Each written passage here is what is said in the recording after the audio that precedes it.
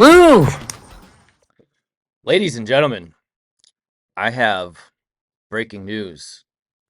I was able to track down one of the owners of the Last Ditch in Greenfield, the lesbian bar. There's been a lot of controversy following an incident last week where the police entered the bar. They were not wanted, even though they were looking for a suspected drug dealer in one of their investigations. So let me just get through what we know, and hopefully I can get this person to truly commit to their interview.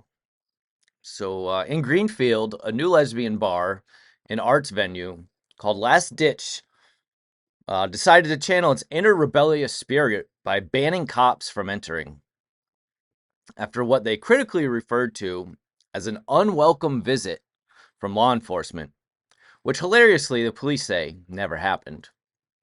The bar declared on social media that pigs in all their forms are not allowed.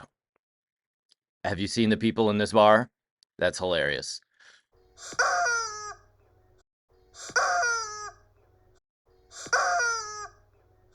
The post was adorned with an illustration of someone lobbing a Molotov cocktail because nothing says friendly neighborhood bar like implied arson.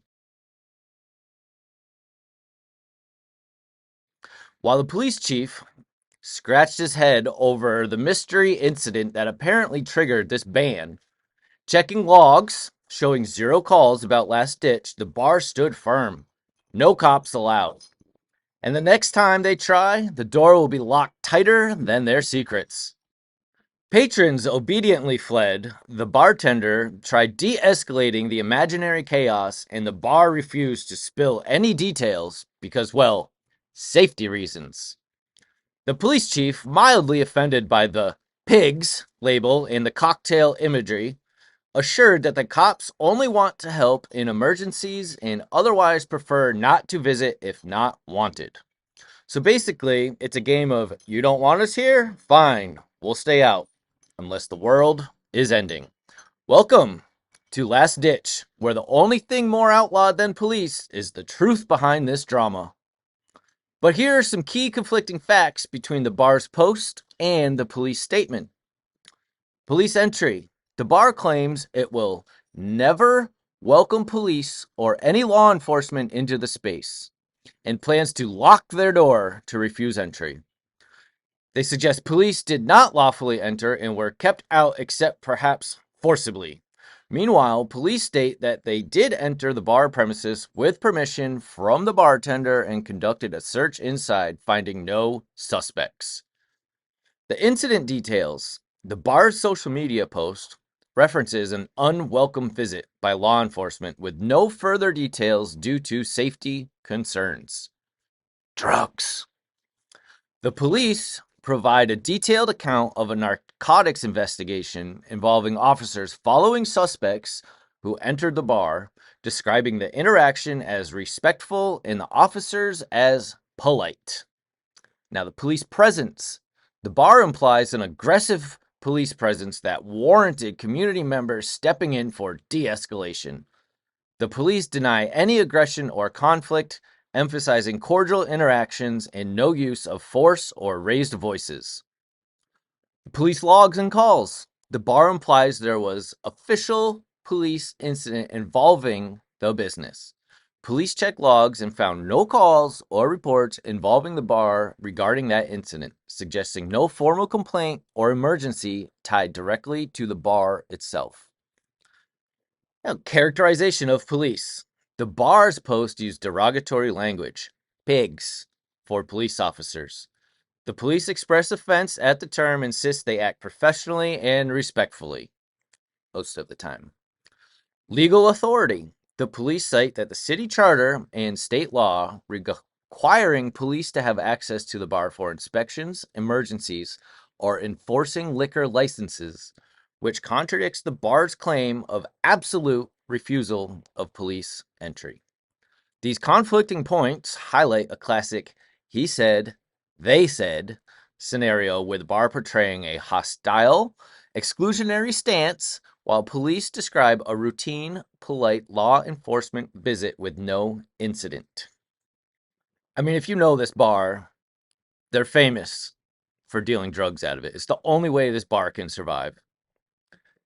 Now, you throw in a bunch of lesbians running the place, and it's definitely the only way this bar can survive. So, to recap, before we get into our exclusive interview, in a shocking twist that rattled the sleepy town of Greenfield, the Last Ditch Bar declared war on law enforcement. Their Molotov cocktail emoji and the battle cry, "Cops, don't even think about it." They announced they would lock the doors on police who apparently showed up for an uninvited casual narcotics investigation that was supposed to be low-key but turned into an episode of Survivor Queer Edition. Patrons reportedly fled faster than the bartender could yell, "It's a private party, bruh!" While local cops checked their logs, finding no calls and suspecting a prank or maybe some performance art. But they were just looking for the drug dealers. Unbowed, the detective team dashed down the stairs after a suspect and were greeted by the friendliest bartender to ever invite cops in for a polite chat and an empty room walkthrough. No drugs found, no arrests made, just awkward, polite small talk about the weather and where the bathroom was. But the bar's social media response made it clear that it was basically a standoff with invisible Molotovs, genderqueer vigilantes, and some very confused police officers. Meanwhile, legal experts reminded everyone that locking cops out might be great for your street cred, but terrible for your liquor license. So, ladies and gents, cheers to the most passive-aggressive standoff ever to grace a lesbian dive bar in 2025. So, there you have it. There's the recap. It's everything I got. But let's take a look at some of these comments we found on the internet before we get into the interview. We have Jack Slatter. "I'm calling ICE." Okay. I don't know what ICE has to do with this, but okay. Anton Ilyev. "Last bitch." Clever. Very clever. Windy Alma.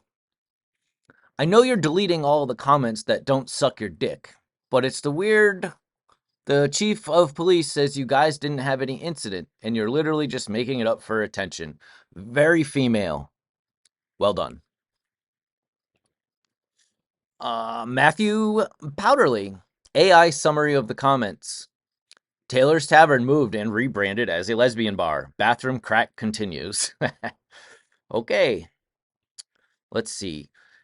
Ashley Benedetti. "Who needs muscles when drag queens beat down a shooter using nothing more than their stiletto shoes? But keep dreaming of a world where the pigs are needed for every little problem, Karen."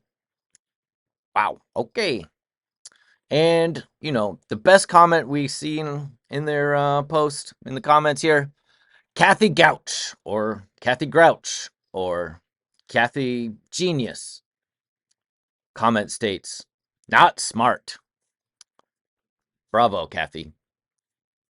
Now let's get on to the interview. All right, so I have word that she's just calling in now. Hi, Betty Bean Curd. Is it true that you are one of the owners of the Last Ditch? Fuck you! All right. Is it true that you're no longer allowing police to enter your building? Fuck you! Okay. All right. Do you care to comment on the Molotov cocktail image that was posted on the Last Ditch's Facebook page? Fuck you! That was Betty Beancurd from the Last Ditch. And there you have it, ladies and gentlemen. Your exclusive interview. The owner of the Last Ditch Lesbian Dive Bar in Greenfield, Massachusetts.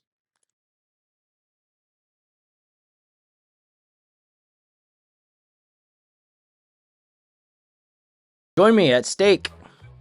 Are you sick of the ordinary casino or gambling companies in apps? Do you want a free dollar every day to use on poker, casino, sports, or classic gambling games such as Keno? Head on over to davedreaming.com/stake. Whether you deposit stake coins or use their free gold coins, you can still redeem a free top-up of 1 stake coin per day, which is $1. When you reach 50 stake coins, you can cash out to your favorite payment methods, such as your debit card, PayPal, Venmo, etc. I like to throw a few cents each day on a couple games of Keno with my free dollar. So meet me on over there. It's davedreaming.com/stake. STAKE.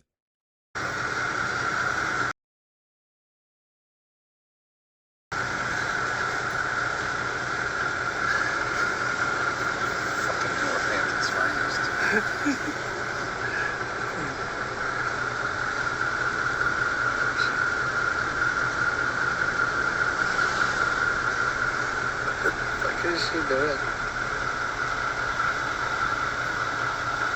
Fucking whack job. She didn't know how to put it on. Oh, she's just flipping everyone off. She's giving everybody the finger. Hit her. Hit her.